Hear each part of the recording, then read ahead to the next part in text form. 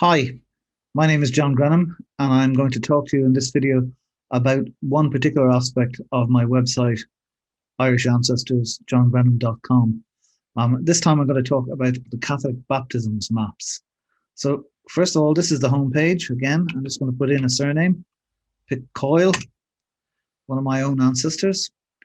And again, the results, you can see the main map here is the mid-19th century households. You can see the Coyles are heavily concentrated in Donegal and then down through Tyrone and Cavan. And there's my lot there in Roscommon.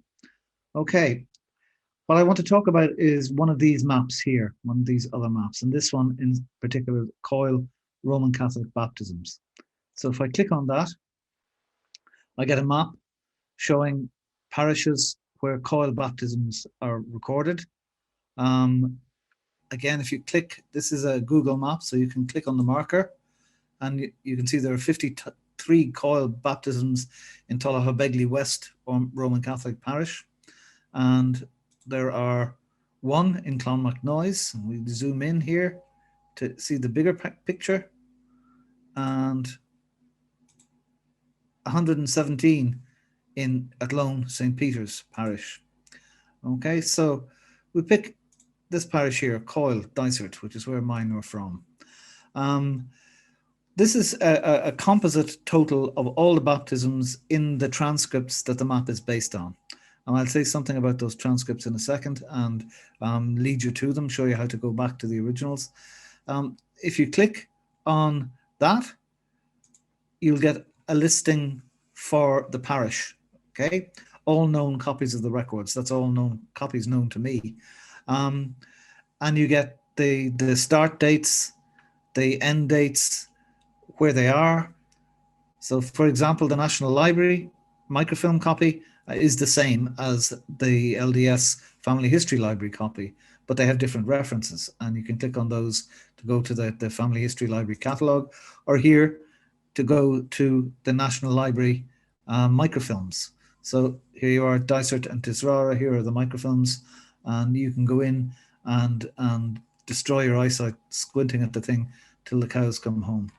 And the other copy that you can see here is an online transcript. This is on rootsireland.ie, and it's transcribed by the Roscommon Heritage and Genealogy Company.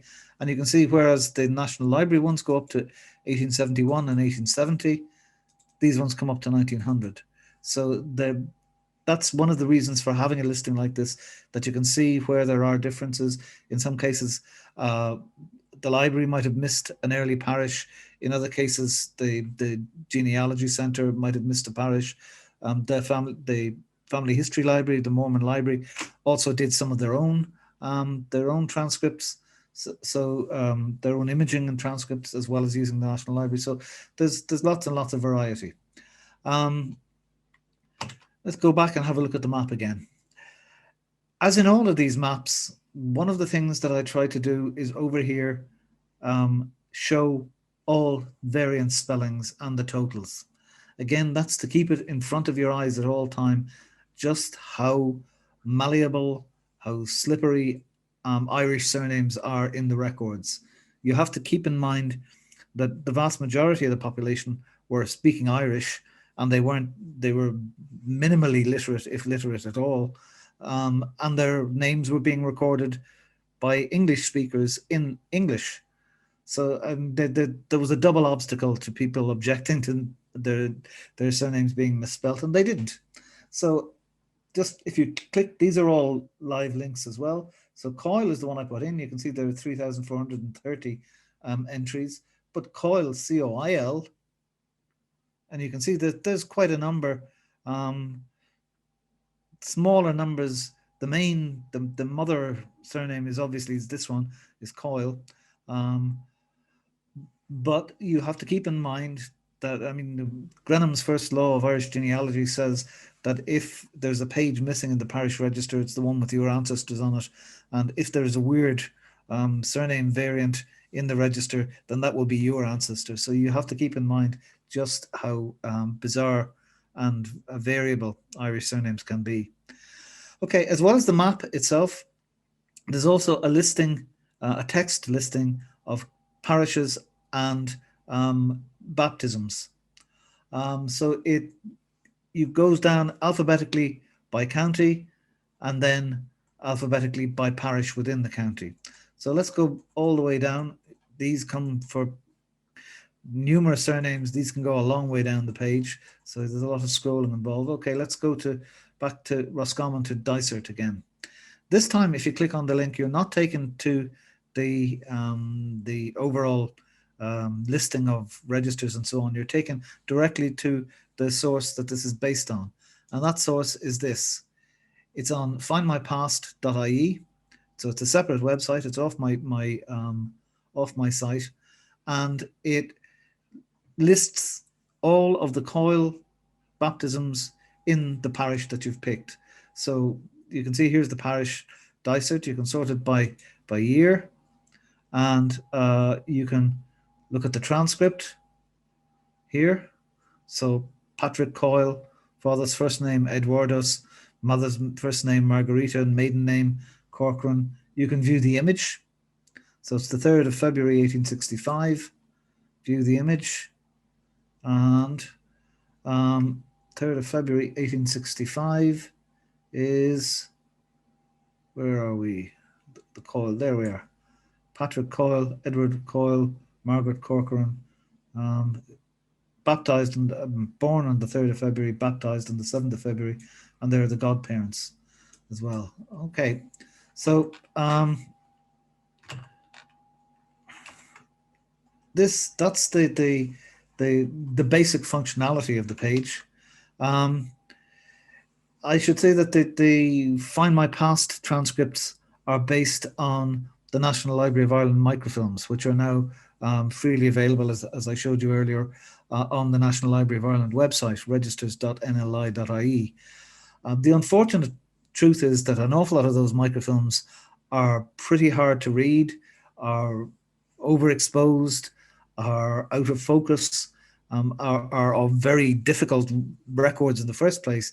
So the transcripts from them are just not as good as a transcript made from the originals. And that's one of the reasons for the, let's pick another one. There's Ennis McGrath Catholic Parish. Okay, in the Leitrim Genealogy Centre, these genealogy centres did their transcripts from the original records. So they had the actual parish register in front of them when they were making the transcript.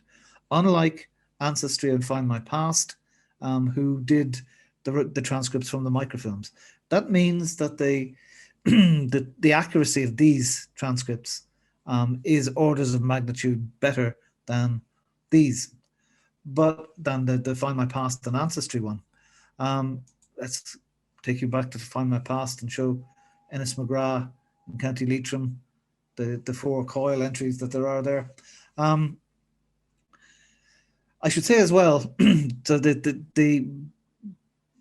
there, okay? There are some parishes for which there are no other transcripts other than the ones on FindMyPast and Ancestry. And they're free to view. You have to register. In other words, you have to sign up and give your name and email address and a password and so on and so forth. But once you're registered, you don't have to pay to see them. So you don't have to take out a subscription to FindMyPast in order to see these records. I should say that for full disclosure, if you do take out a subscription to FindMyPast, then I get a small, minuscule little cut. So that's in the interest of full disclosure. Why are the Catholic baptisms so important?